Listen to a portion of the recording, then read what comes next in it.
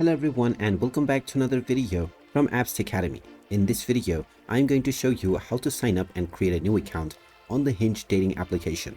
So let's get started right away.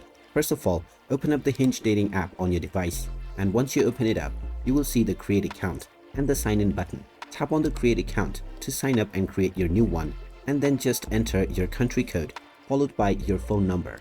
You can then proceed forward and you will be asked to enter the verification code that has been sent to your phone. Just check your SMS and you will find this verification code.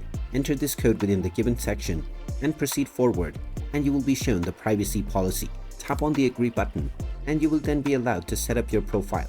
You can choose your preferences, upload your photos, and fill up all of your preferred information about yourself. Once you have filled up all of your information and uploaded your profile picture, you will be taken into the Hinge homepage, from which you will be shown various different profiles that you can like or dislike. And there you have it.